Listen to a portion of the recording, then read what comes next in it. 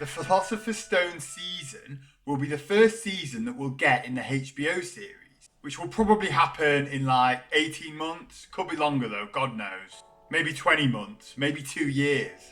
Point is though, there'll be loads of pressure here and a lot riding on it.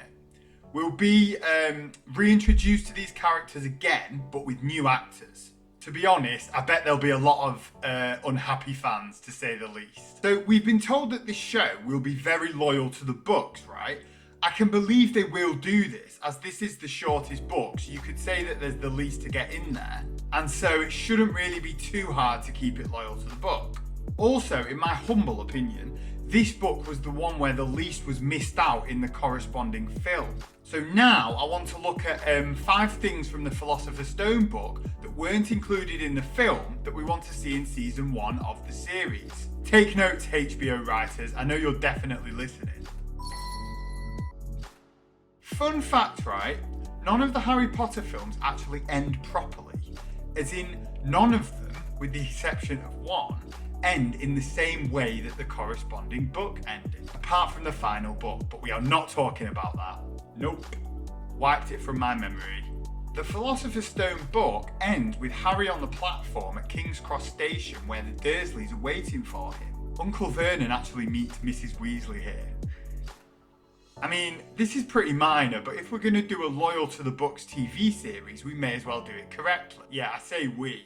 The book ends with Harry telling Hermione and Ron that he's going to have a lot of fun with Dudley that summer, as the Dursleys don't know that students aren't allowed to do magic out of school. In the films though, it's actually Hagrid that says this to Harry. In the book, Harry says this himself, which shows us that Harry's got increased confidence and that his character has developed throughout the story. Because he starts off all meek and timid, and this shows us that he's no longer the pushover that he once was.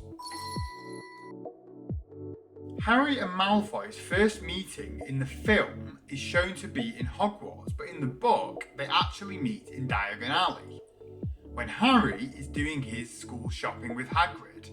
You know, buying pens, school shoes, magic wands, owls and candy floss. Usual stuff really. So Malfoy doesn't actually realise who Harry is. They don't speak for very long, but Malfoy doesn't waste any time in airing his anti-Muggle-born views and calls Hagrid a servant. Harry immediately doesn't like him, and you can't really blame him because Malfoy does come across as a bit of a dick.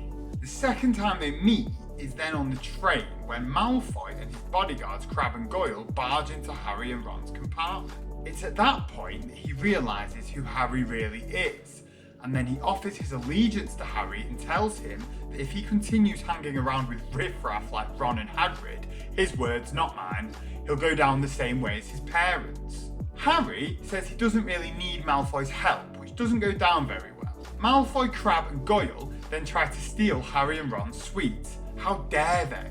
A few books later, let's be honest, this would have ended up with someone in hospital. Scabbers then comes to the rescue and bites Goyle. So I guess we've got to be grateful to Peter Pettigrew? Kinda creepy if you think about it that a fat little middle-aged man disguised as a rat bit Goyle. But anyway, by the time they're actually at Hogwarts, Malfoy and Harry are already arch enemies. So I think it'll be fun to see their rivalry develop properly in the HBO series, just like it does in the book. So following on from Harry and Malfoy's first few meetings and their first flying lesson when Harry publicly humiliated Malfoy, Malfoy then challenges Harry to a duel. Although I'm not really sure why, as surely you would just duel him there and then without messing around. Why would you plan it? So then Harry agrees, and then Ron agrees to be Harry's second, which basically means that if Harry happens to die, then Ron takes over. No pressure there. They agree to meet at midnight in the trophy room for a fight.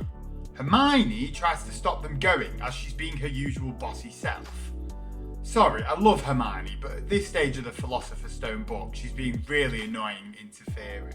She gets locked out of the common room when she's trying to stop them go and ends up going with them, because she doesn't want to be on her own in a dark corridor.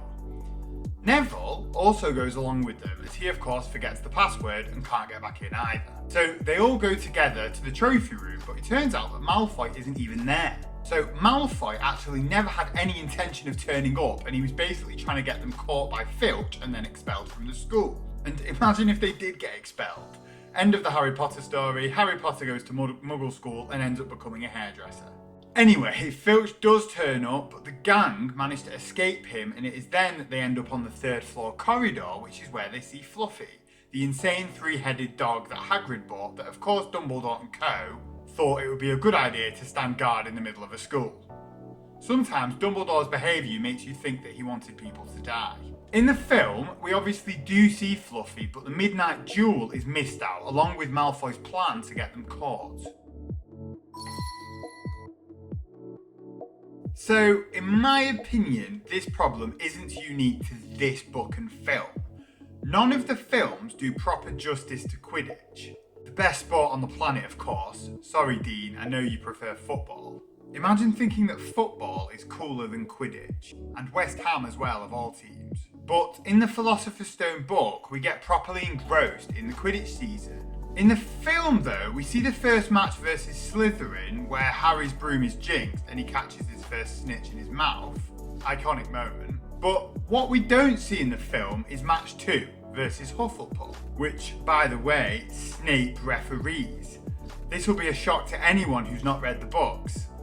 Who knew Snape was building his second career? Was he sick of teaching?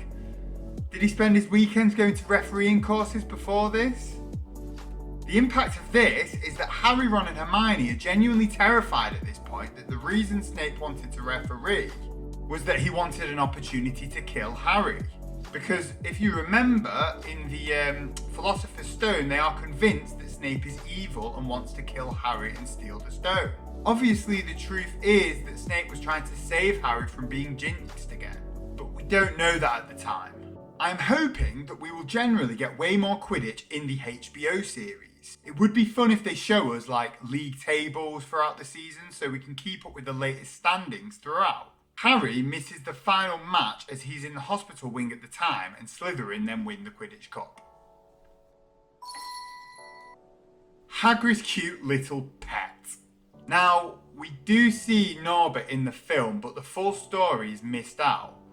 What really happens is that Hagrid secretly breeds Norbert in his cabin, his wooden cabin, and Harry, Ron and Hermione go and see Hagrid and warn him against keeping Norbert in his cabin. As they rightly tell him, he literally lives in a wooden house, so keeping a fire-breathing dragon in there probably isn't the best idea. Hagrid, though, doesn't seem to see the problem. Of course, why would he? So, Harry, Ron and Hermione, literal 11 and 12-year-olds, have to point out the obvious and tell him that Norbert is going to be bigger than his cabin soon and therefore Hagrid probably shouldn't keep him. They come up with a plan to smuggle Norbert out of Hogwarts by speaking to Ron's brother Charlie, who arranges for his friends to fly to Hogwarts and grab Norbert. Good thing really that Charlie has connections to the international dragon smuggling business. Before this happens though, Ron gets bitten by Norbert when they are visiting Hagrid and it quickly turns into a full-blown infection. And Ron has to go to the hospital wing to get it sorted. Well done, Hagrid. Harry and Hermione then go together without Ron to the astronomy tower where they had arranged to meet Charlie's mates to get rid of Norbert. Unfortunately though, pesky Malfoy gets wind of their plan and plots to get them caught. So he is like semi-successful as Harry and Hermione get caught by Filch, but Malfoy also manages to get himself caught. This then leads to the detention in the Forbidden Forest, which we do see in the film, where Harry has his first or second face-to-face meeting with Voldemort. Hagrid, of course, despite causing all of this, doesn't bear any responsibility whatsoever. I would say that the Norbert storyline is probably the main part of this book that we never really got to see in the film properly. So I am excited to see it in the HBO series in all of its glory. Thanks for watching.